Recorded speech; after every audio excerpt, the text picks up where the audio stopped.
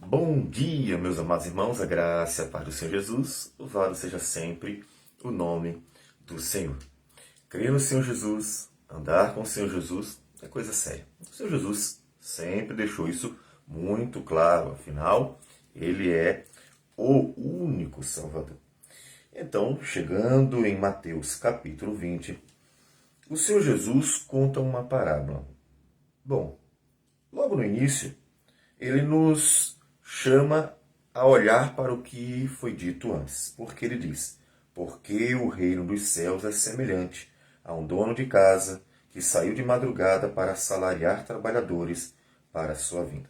O porquê nos chama a atenção para o que vem antes, obrigatoriamente. Se ele está explicando, dando alguma causa, é porque alguma coisa foi dita.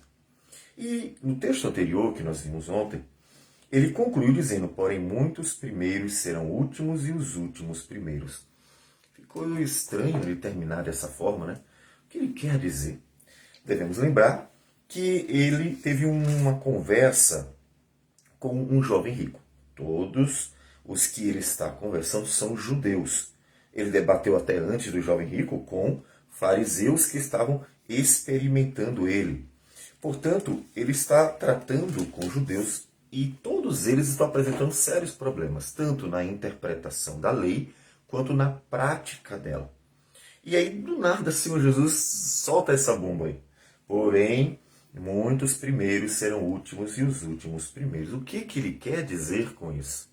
E a parábola visa nos explicar, ainda que não seja tão evidente como nós veremos a razão, porque ele não dá citação explícita, né, dos grupos a quem ele se refere. Porém, vamos lá.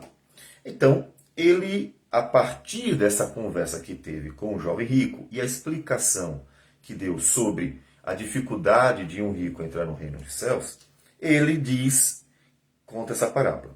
Porque o reino dos céus é semelhante a um dono de casa que saiu de madrugada para assalariar trabalhadores para a sua vinha. E tendo ajustado com os trabalhadores a 1 denário por dia, mandou-os para a vinha. Então vamos lá. A parábola visa transmitir uma mensagem. Como eu disse, às vezes a gente tem que ter cuidado para não se prender a detalhes demais. Porque muitas vezes os detalhes, eles apenas compõem o cenário, né? Como um filme. Nem sempre todos os detalhes são importantes. Mas muitas vezes eles estão ali pela necessidade de preencher, né, um cenário.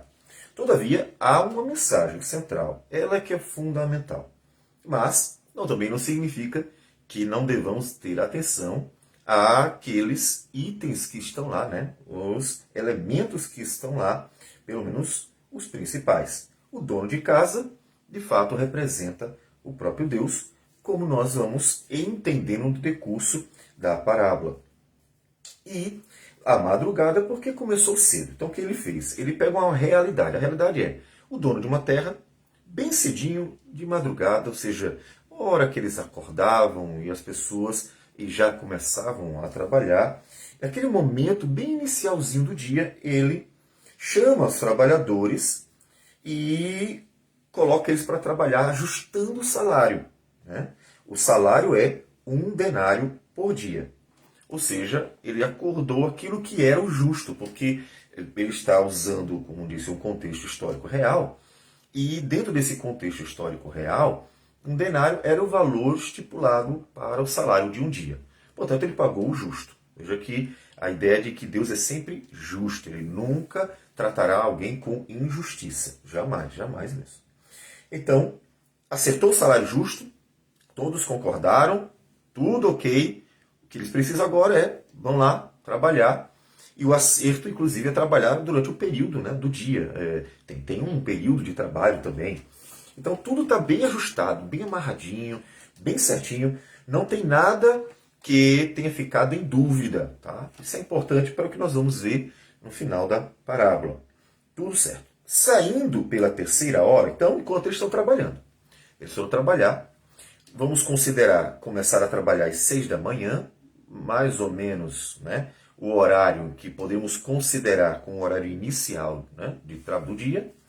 E aí ele, a terceira hora, que seria mais ou menos aí 9 horas, então a gente está aproximando, tá? Ou seja, bem cedinho, e aí daqui a pouco, 3 horas depois, ele sai de novo. Viu na praça outros que estavam desocupados. A praça que era um lugar comum onde as pessoas costumavam estar presentes para várias razões, né? Inclusive até negociações. Então, eles estavam ali, um lugar onde provavelmente se esperava que alguém, quando quisesse trabalhadores, procuraria os trabalhadores ali.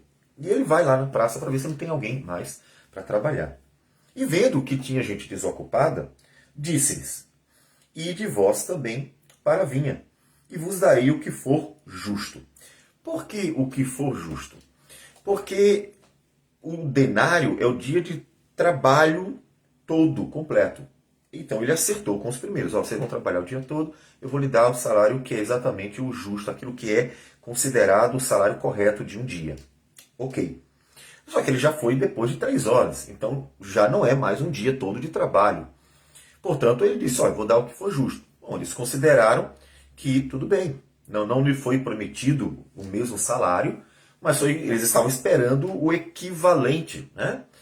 Ou seja, trabalhamos, um trabalhador trabalhou 10 horas. Vamos voltar assim, só para ficar bem explicadinho. É R$ 100, digamos, o denário. E são 10 horas também, digamos, só para facilitar cálculos de trabalho. Então, cada hora vale o quê? R$ 10. Se eles trabalharam menos 3 horas, ou se for um pouquinho mais ainda, trabalharam apenas menos 4 horas, então eles vão receber 70, vão receber 60. Ou seja, eles iam receber o justo, eles iam receber aquilo que é certo. E eles concordaram. Bom, tudo bem, né? Vamos lá. Melhor do que nada, né? Então eles estavam dispostos a trabalhar. Eles foram. Tendo saído outra vez, perto da hora sexta, veja, então ele foi de novo na praça, viu que tinha mais gente. Então já o quê? Menos 6 horas de trabalho. Como fazendo aquele cálculo, como disse, só hipotético, então ele já receberia menos 60, só 40. Então ele foi de 3 em 3 horas ver se não tinha mais gente para trabalhar. E acertou com todos eles do mesmo jeito. Procedeu da mesma forma. Ou seja, com os primeiros ele acertou o valor. Com os outros ele disse que daria aquilo que fosse justo. Ou seja, faria o cálculo e o que fosse o certo ele pagaria. Todos eles concordaram. Bem, melhor do que não ganhar nada no dia inteiro, né? Então todos eles acertaram, aceitaram, concordaram em receber o justo pela quantidade de tempo que trabalharam. Tudo muito bem certinho. E saindo, versículo 6 de Mateus 20, por volta da hora 1/10, e aí aqui veja que não são 10 horas, né? São 12 horas de trabalho. 1/10, a 11ª hora, é 1 hora antes de acabar. Então, observe que, então vamos fazer o cálculo para facilitar direitinho, ficar o mais próximo e facilitar. R$ 120 o denário, vamos colocar, R$ 120 o denário, e 12 horas de trabalho. Então, o primeiro receberia 120 menos 30, porque tinha menos 3 horas. O segundo grupo seria 120 menos 60, porque perderam 6 horas de trabalho. O terceiro, 120 menos 90, porque perdeu 9 horas de trabalho. E os últimos, 120 menos 110. Então, receberiam apenas 10 horas de trabalho, trabalharam 1 hora apenas. 1 hora. Então, todos eles estavam esperando apenas aquilo que era o proporcional. Por quê? Porque ele acertou o justo. Então, ele não estava esperando mais do que isso. Bom, vamos receber proporcional. Quando veio cada um para receber, já esperavam receber o proporcional. Bom, a gente vai receber menos o valor que a gente não trabalhou de horas que a gente estava lá na praça desocupado. Então, e saindo por volta da hora 1/10, encontrou outros que estavam desocupados e perguntou-lhes: por que estivestes aqui desocupados o dia todo? Então, você não passou o dia todo sem fazer nada. Então, imagina, passou um monte de tempo e eles não foram trabalhar em lugar nenhum. Responderam: porque ninguém nos contratou. Bom, ninguém chamou a gente para trabalhar, fazer o quê? Então lhes disse ele: ide também vós para a vinha. Então, mesmo faltando apenas uma hora para trabalhar, olha só, para terminar o trabalho, uma hora. Ia terminar daqui a uma hora. Vão lá. Falta uma hora, mas vão lá, eu pago a vocês o que for justo. Então, versículo 8 diz: Ao cair da tarde, disse o senhor da vinha ao seu administrador: chama os trabalhadores e paga-lhes o salário, começando pelos últimos, indo até os primeiros. Vindo-os da hora 1/10, recebeu cada um deles 1 denário. Então, claro, isso aí já assustou. Imagina, os caras trabalharam apenas uma hora, mais nada. Inclusive, versículo 12 vai dizer isso. Estes últimos trabalharam apenas uma hora. Então, são 12 horas de trabalho. Fizemos o cálculo de R$ 120, equivalente a 1 denário. É um valor até próximo mesmo, aproximadamente isso. Mas só para facilitar os cálculos. Então, trabalharam apenas uma hora, deveriam ter recebido apenas R$ 10. Todavia, receberam 120. Então, você imagina o choque deles ao serem agraciados. Aí, olha a palavrinha fundamental aqui. Eles foram agraciados. Ele prometeu o justo, mas eles foram agraciados pelo Senhor. Ou seja, o que eles receberam eles não mereciam. Eles mereciam R$ 10 e receberam R$ 120. Então, os 110 a mais foi graça. Completa graça. Receberam o que não mereciam. Uma benevolência do dono. Ele é o dono da terra, viu que eles trabalharam apenas uma hora, mesmo assim decidiu em seu coração abençoá-los com um valor como se eles tivessem participado de tudo, trabalhado o tempo todo. Eles foram abençoados graciosamente. Então isso é importantíssimo. Então, versículo 10 diz: Ao chegarem os primeiros, pensaram que receberiam mais. Então, todos eles, não só foi o grupo que trabalhou uma hora que recebeu 1 denário. Todos receberam. Então, os que trabalharam uma hora receberam 1 denário, que trabalharam apenas 3 horas receberam 1 denário, 6 horas receberam 1 denário, 9 horas receberam 1 denário. E aí vai vir aqueles que foram contratados lá no início, de madrugada, eles foram contratados e acertado com eles 1 denário. Foi o único grupo em que o Senhor acertou. Olha, eu vou dar o valor de trabalho de um dia. Que nós estamos aqui calculando por R$ 120 só para facilitar os nossos cálculos. Então, esse foi acertado. Todos eles receberam o mesmo valor que ele havia prometido aos primeiros, que é o denário. Então, olha, ele contratou os primeiros e disse: olha, eu vou dar o denário, que é o valor de trabalho de um dia, mas decidiu dar a todos eles, mesmo sem ter contratado isso, ter prometido apenas o justo. Então, por isso, ao chegarem os primeiros, ou seja, os contratados mesmo, no início, pensaram que receberiam mais. Eles fizeram o cálculo, né? Claro. Eles trabalharam menos que nós. E todos receberam 1 denário. É lógico, vamos receber muito mais. Nós trabalhamos pelo menos 3 horas a mais, porque o grupo posterior, né, o segundo grupo a ser chamado, tinha trabalhado 9 horas, 3 horas a menos. E eles 3 horas a mais. Então eles disseram: bom, pelo menos a gente tem que receber mais do que o anterior. O interessante é que eles não observaram, ao pensar isso, olha, já que o que trabalhou uma hora recebeu o valor inteiro, 1 denário, e não merecia, então foi graça do Senhor, dono da terra. O que trabalhou 3 horas também recebeu 1 denário, o que trabalhou 6 horas também recebeu 1 denário, o que trabalhou 9 horas também recebeu 1 denário. Já que todos receberam 1 denário, nós vamos receber mais. Só que ao fazer esse cálculo aí, pressupor isso, eles não atentaram um detalhe, que entre esses que trabalharam menos tempo do que os contratados de madrugada, que trabalharam 12 horas, os outros que trabalharam 9, 6, 3 e 1 hora, também tinham diferença de tempo. Ou seja, se fosse para dar algo a mais ou a menos, entre eles também haveria uma distinção de valor. Ou seja, se 1 denário foi dado ao que trabalhou apenas 1 hora, então ele aumentaria um pouco mais para o que trabalhou 3 horas, depois um pouco mais para o que trabalhou 6 horas, depois um pouco mais para o que trabalhou 9 horas. Aí sim, eles poderiam dizer: olha, Ele começou a dar um denário para aquele que trabalhou apenas uma hora e foi aumentando o valor de acordo com o tempo que eles foram trabalhando. Logo, aí sim, logo nós que trabalhamos 12 horas, ou seja, mais do que todo mundo, ele vai dar mais ainda. Então eles poderiam ter raciocinado. Só que não foi assim. Todos os anteriores receberam a mesma quantia, um denário, só que ninguém merecia. Portanto, todos eles foram agraciados pela benevolência do Senhor da terra com um valor que eles não mereciam, com um salário que eles não mereciam, com uma bênção que eles não mereciam. E todos receberam a mesma bênção. E eles não atentaram para isso. Eles não atentaram que a graça que eles receberam era a mesma, exatamente a mesma. E, portanto, a ideia deles, que eles pressuporam que eles mereciam mais e receberiam mais, essa ideia estava errada. Porque se fosse para ir aumentando, os anteriores também teriam recebido de forma que o valor fosse aumentando.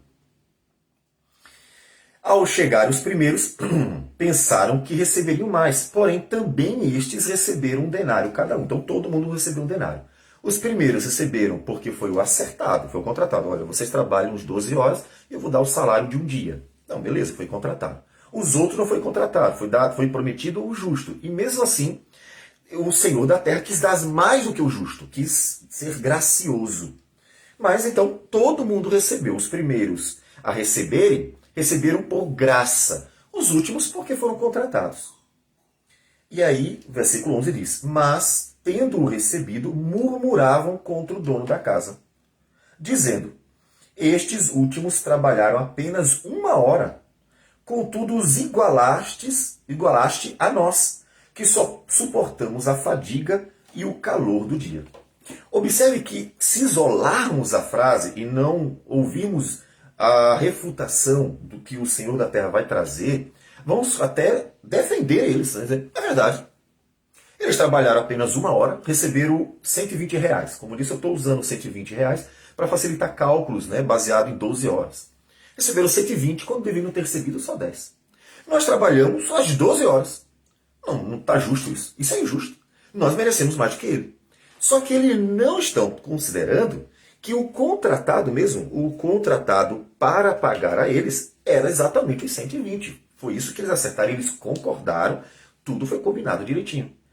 E aí então, por que os outros receberam o mesmo valor, já que eles trabalharam mais? Porque o dono quis abençoá-los com mais, teve piedade deles. Eles iriam perder um dia de trabalho. Eles iam levar para casa R$ 10 apenas. Os outros iam levar só 30, só 60, só 90. E ele teve compaixão. Ele teve misericórdia. Ele viu pais de família e quis abençoá-los para que eles levassem para casa o dinheiro do dia, a comida para a sua família. Então, estou mostrando, construindo um pouco aqui, aumentando o cenário, para mostrar a benevolência do dono da terra.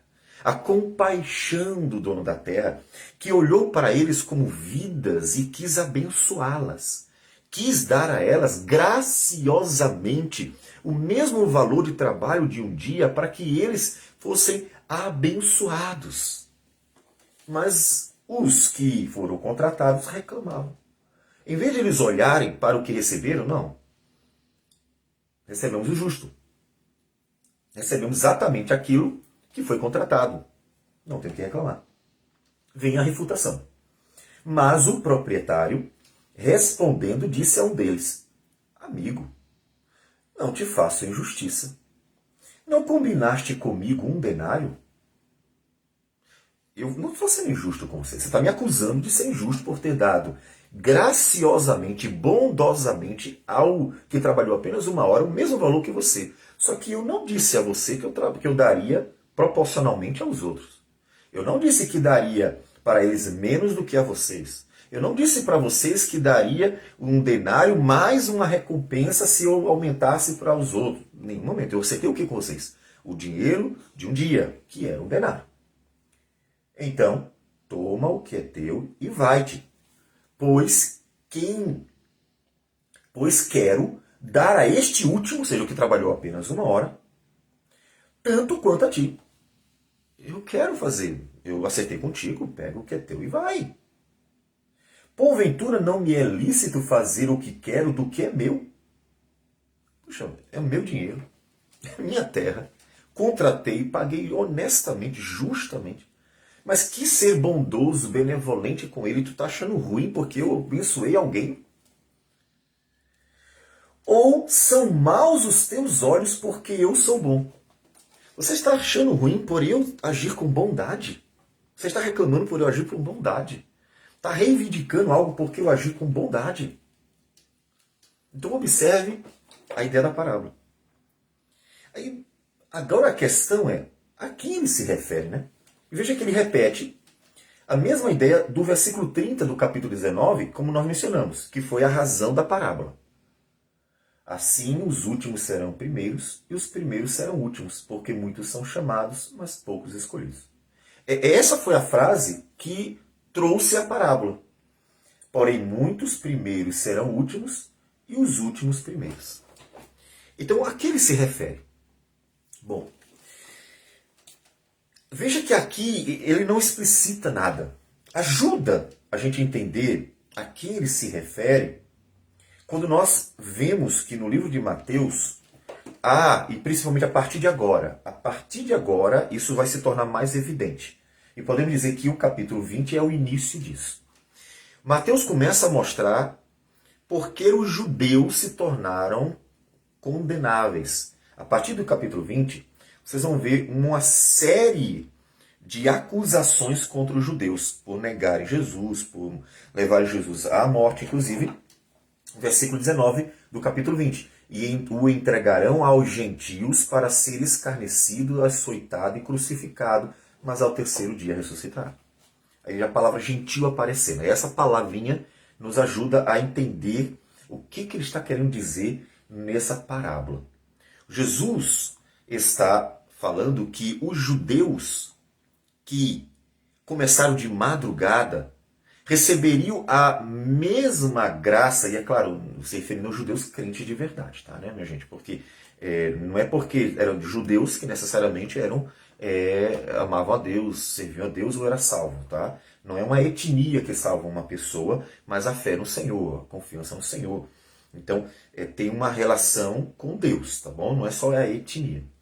Mas pensando nesses que creram, ele está dizendo que os judeus que foram chamados de madrugada receberiam a mesma coisa dos gentios, que seriam chamados no decurso de anos. Então, vamos pensar aqui, né? Os gentios que foram chamados logo após ali o Pentecostes, e os gentios no decurso dos séculos, como nós, por exemplo. Talvez sejamos os gentios da hora 1/10, aqueles que estão trabalhando na hora final e vamos receber a mesma graça salvadora que o Senhor concede aos primeiros, que começaram de madrugada lá há 2000 anos atrás, antes de Jesus. Antes de Jesus, 2000 anos antes de Jesus, ou seja, 4000 anos antes de nós. Então, o Senhor está no contando a parábola para mostrar que, de fato, os últimos serão primeiros e os primeiros serão últimos. Ele iguala eles, mostrando, falando por parábolas, e aqui ele não explicita, porque imagine Jesus explicitando aqui a entrada dos gentios na salvação. Para judeus que olhavam para os gentios como gentalha, né? Olhavam para os gentios como gente que não presta mesmo. E, em hipótese alguma, aceitariam os gentios de qualquer jeito. A gente vê isso na guerra que aconteceu, a partir de Atos dos Apóstolos, entre os apóstolos e os judaizantes. Pessoas que eram judeus se tornaram cristãos, muitos deles não se converteram de verdade, outros assim, mas tiveram muita dificuldade de aceitarem os gentios entrando no cristianismo sem passar pela circuncisão. E aí são chamados de judaizantes porque eles estavam sempre levando os ritos judaicos como elementos que eram necessários para a redenção, ainda que Cristo fosse o Salvador. E eles criaram essa dicotomia, obras e fé, como ambas sendo necessárias. E aí eu me refiro a obras como referência aos rituais mosaicos, né? Então, Jesus não explicita porque, de fato, ele não tinha como dizer agora, nesse momento, ele não tinha como ser bem claro, os gentios vão também ser salvos. Ele deixa isso em forma de parábola. Lá na frente os discípulos vão entender. Então, a parábola se refere à graça redentora concedida tanto aos judeus quanto aos gentios. E mostra um elemento presente no judaísmo lá, que era essa constante insatisfação, reclamação, murmuração deles. Eles estão sempre perturbando e reclamando de tudo. Então, veja que é uma característica comum, e a gente vê a própria Escritura, né? No período em que Moisés conduziu pelo deserto até a Terra Prometida, e a gente vê isso em Êxodo e em Números, nós vamos encontrar aquela geração que morreu durante os 40 anos de caminhada no deserto, murmuração o tempo inteiro. Então, essa é uma característica deles que ele traz à tona. Vocês são murmuradores, estão sempre reclamando, sempre insatisfeitos. E o Senhor quis dar graciosamente a salvação para muitos, não só para vocês. Então, observe aplicações à nossa vida. Você assim, então você não tem aplicação que isso só se refere aos judeus. Não, vamos aplicar à nossa vida, né? Uma aplicação de cara, então, pegando aqui o gancho do que acabei de falar, é não murmure. Tudo que Deus nos dá é graça. Tudo que Deus nos dá é graça mesmo, é bênção. E a gente tem que agradecer, louvar, glorificar, porque o Senhor está sendo bondoso. Você só vai entender isso bem se você tiver uma visão correta de si mesmo, como nós inclusive falamos ontem. Quando a pessoa não tem uma visão correta de si mesmo, ela tende a exigir de Deus o que não merece e tende a olhar para o outro de uma forma não misericordiosa, não graciosa e até injusta, né? Então, vamos pegar aqui 1 Coríntios 10. Paulo diz assim, 1 Coríntios 10, falando exatamente de Israel. Eu não vou ler todo o texto, mas ele começa a citar um pouco da história de Israel e aplicar à vida da igreja, dizendo, olha, tudo isso é modelo para a gente não imitá-los, né? E aí o versículo 10 diz, nem murmureis, como alguns deles murmuraram e foram destruídos pelo exterminador. Estas coisas lhes sobrevieram como exemplos e foram escritas para advertência nossa, de nós outros, sobre quem os fins dos séculos têm chegado. Então observe que Paulo olha para o passado de Israel e diz assim, olha, vocês precisam olhar para a história de Israel e aprender. Aquilo foi revelado de propósito. A história não é só para a gente olhar, ler e dizer assim, bom, que história legal, ou que história triste, ou bom, que interessante, tanta informação histórica. A Escritura foi dada a nós, tudo que foi revelado, ou seja, escolhido a dedo por Deus, porque tantas coisas aconteceram na história humana, na história de Israel, e Deus escolheu exatamente aquilo ali para nos revelar com o propósito certo. Deus quis nos ensinar algo. E ele diz, aprenda com isso. E uma das coisas é, não murmure. Então o primeiro ponto é, não murmure. Há muitas pessoas que têm o hábito de estar sempre reclamando da vida. Reclamam porque tem comida demais e sobrou. E reclamam porque tem comida de menos e faltou. Ou, aparentemente, não se banqueteou, porque Deus nunca deixa faltar o necessário. Necessário. Então está sempre reclamando. Reclama de A, reclama de B, reclama disso, reclama daquilo. Não está bom porque está mole demais, não está bom porque está duro demais, não está bom porque está doce demais, não está bom. E tem sempre uma razão. E às vezes nem há essa razão. Então, um ponto que é fundamental, veja a partir dali, não murmure. Só que aqui a murmuração é em relação à graça divina. Não é nem a questões básicas, né, da vida, simples da vida, cotidianas da vida. A murmuração é porque os judeus, e eles fizeram exatamente isso, a gente vê isso em Atos dos Apóstolos, estavam reclamando, ou iriam reclamar, a entrada dos gentios no cristianismo pela graça divina. Deus graciosamente abençoaria os gentios com a salvação, e eles iam reclamar. Então observe, nunca endureça seu coração, que você tenha prazer na salvação das pessoas. Como disse já em outros momentos, vi muitos grupos evangelicais de várias linhas, tanto reformadas como não reformadas, e assim por diante, que o coração está tão endurecido que parece não querer a salvação de grupos diferentes. Pessoas que pensam diferentes e aí ficam, parece que lutando para que o outro grupo vá ao inferno. Não, parece que torce, vai para o inferno porque você pensa diferente de mim. Então, cuidado com isso. Por quê? Porque se alegrar com a graça redentora dada às pessoas, às vezes dadas a pessoas em situações bem mais aquém do que deveriam estar no que se diz respeito à maturidade teológica. Mas a própria Escritura tem uma característica muito bela, que é o fato de que toda a revelação de Deus, dada aos pouquinhos, foi suficiente para a salvação dos personagens, mesmo Adão e Eva sem saber praticamente nada sobre a salvação. Eles só sabiam que viria o Salvador. Virá aquele que pisará a cabeça da serpente. Bah, pronto, cerrou. Que mais? Para vocês agora, nada. E eu vou ser salvo sabendo só isso? Sim. Adão só sabia uma coisa. Viria o filho da mulher que pisaria a cabeça da serpente. Era a única coisa que Adão sabia. Adão não sabia nada mais de teologia. Adão era completamente ignorante de toda a revelação que ainda surgiria. Adão não sabia basicamente nada e foi salvo com aquela diminuta promessa dada a ele, porque ele creu na salvação. E a prova de que ele creu é o capítulo 4, versículo 1, quando eles afirmam que o Senhor os ajudou ali com o nascimento do filho, dando a entender a esperança que eles tinham da redenção ter vindo, de vir a redenção. Eles esperavam o filho prometido para salvá-los. E eles mostraram que tinham essa esperança, ou seja, eles mostraram fé. Então eles creram. Então observe que mesmo diminuto conhecimento, mas o conhecimento verdadeiro das promessas redentoras de Deus, são suficientes para a salvação do homem. Então a gente deve ter prazer em Deus salvar vidas. E não raiva, porque pessoas que não pensam perfeitamente exatamente como eu, serem salvas. Bah, que droga! Ele não é calvinista, mas está sendo salvo. Ele não é arminiano, mas está sendo salvo.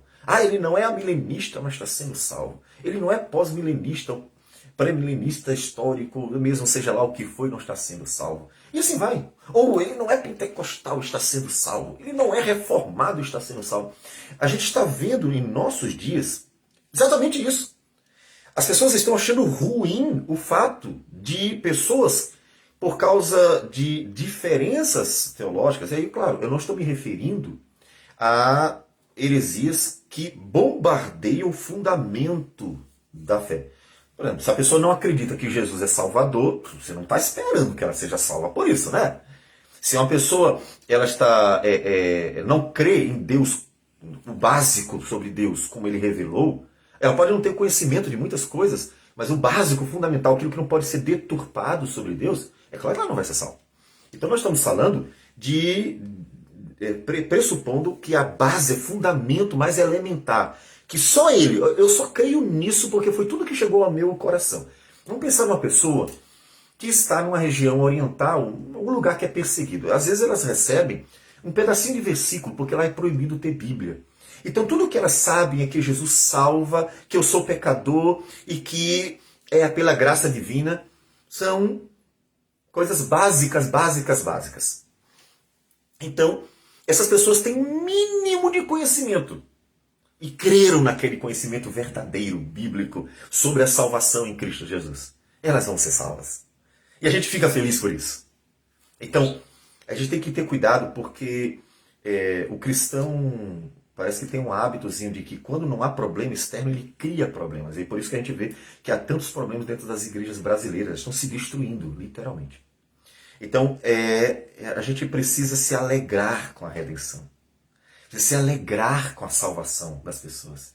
A gente precisa querer isso. Como eu disse, por meio do ensino da verdade. Jamais poderíamos pensar em outra coisa. Então, se alegre nisso. Em vez de estar reclamando o tempo inteiro e murmurando, se alegre na salvação das pessoas. Mas aquele grupo ali pensa diferente e eu analisei e vi que está errado a teologia dele. Então ensina, cara. Ensina. que a gente faz o tempo todo? O que eu estou fazendo aqui?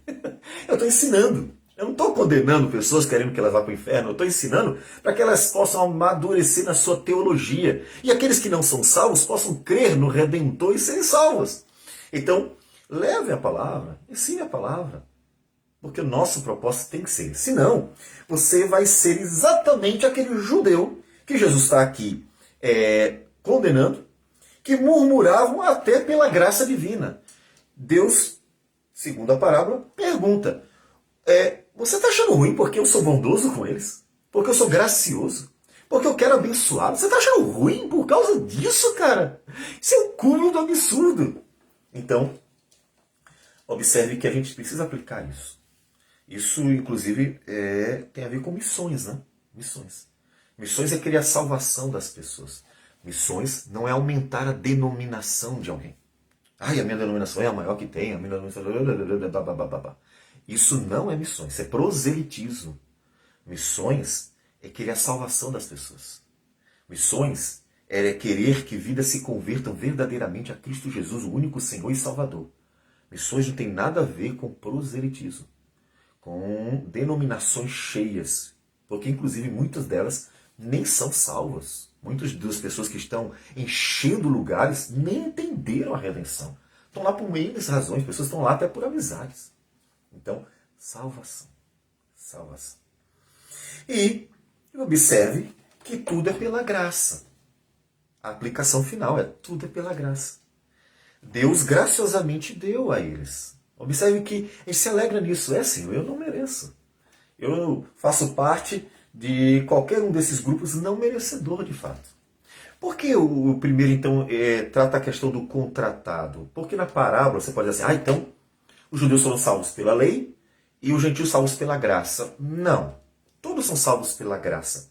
Porque observe que no início, o Senhor da terra, que saiu de madrugada para assalariar trabalhadores para a sua vinda, vinha, tendo ajustado com os trabalhadores, ou seja, ele vai aos trabalhadores, ajusta com eles e vai. Então, de qualquer forma, a vinha é dele, ele quis assalariar, portanto, observe que tudo parte dele, não o contrário. Dar a alguém o que ela merece, o que é justo no sentido de que ela tenha mérito, é quando alguém vem com direito. E é o contrário, é ele quem decide, é ele quem é o ponto de partida. Então, podemos dizer que até eles foram agraciados. Mas por que então a questão do ajustar?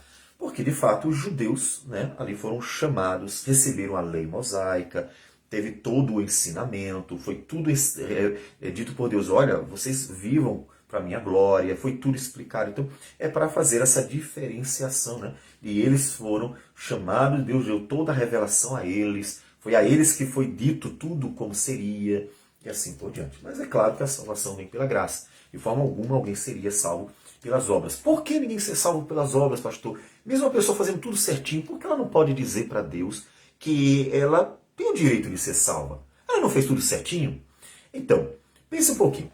Digamos que uma pessoa, ela mate alguém. Por que mate alguém? Eu poderia dizer roube. Porque roubar pode ser que você pense na restituição como uma forma de cobrir o pecado. Mas vamos pensar em matar. Você não tem como repor, né? Então uma pessoa que matou alguém não tem como repor isso de jeito nenhum. Então ela pode de repente começar a fazer coisas boas.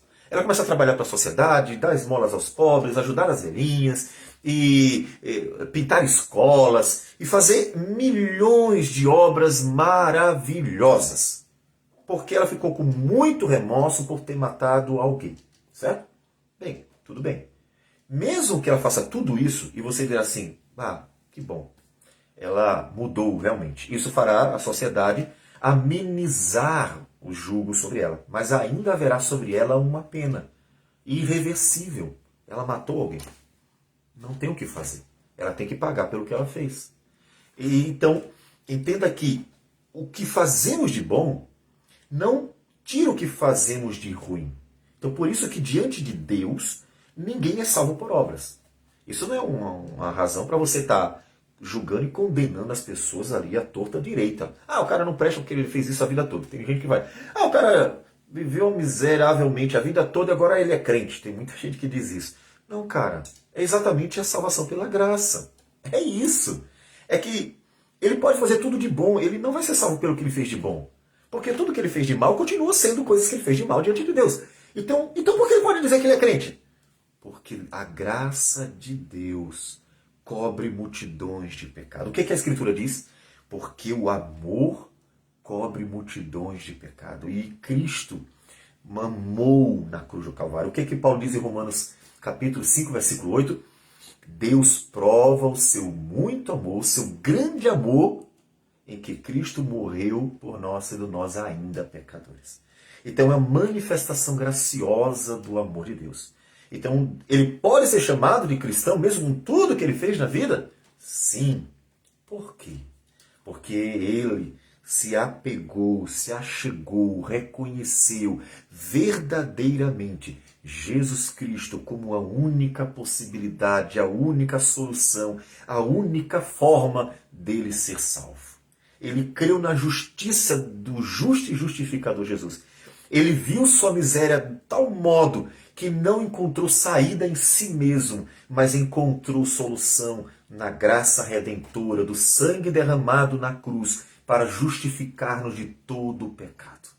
Portanto, isso faz com que ele possa ser chamado de cristão apesar de tudo que ele fez na sua vida. Entende? Então é a graça redentora. Somos todos agraciados. É a mesma graça. Mesmo que alguns se achem menos pecadores do que os outros, é a graça do Senhor. Paulo se achava o contrário. Paulo dizia assim, o apóstolo Paulo, sou o principal dos pecadores. Eu persegui a igreja, eu concordei com a morte de homens de Deus, como Estevão. Sou o pior dos pecadores.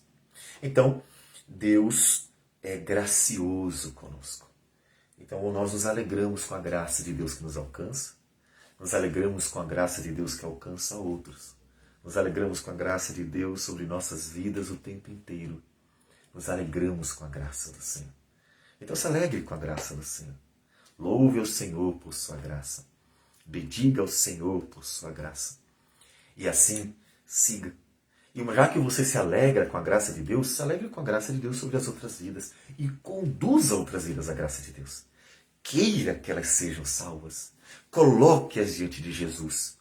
Faça com que elas conheçam a salvação. Porque aquele que conhece a graça e sabe que foi pela graça, também olhará para o outro e desejará que a graça alcance da mesma forma. Então, que você seja um bom missionário, levando a graça de Deus com alegria, porque você quer a salvação dos pecadores. Vamos orar ao Senhor. Senhor Deus amado, bendito o teu nome. Nós te louvamos, te bendizemos por tudo. Agradecemos por tua salvação. Ah, Deus, que seria de nós se não fosse a tua graça? Obrigado por tua graça salvadora. Abençoa muitas vidas, Senhor Deus. Abençoa muitas vidas com tua graça.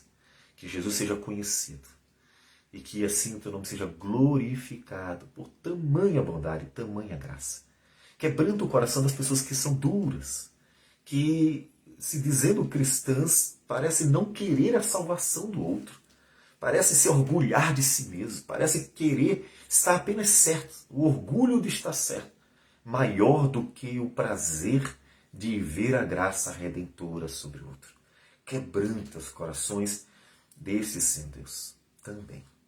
Tudo isso nós oramos, agradecidos, em nome de Jesus. Amém, Senhor. Deus abençoe a todos e tenham um bom dia.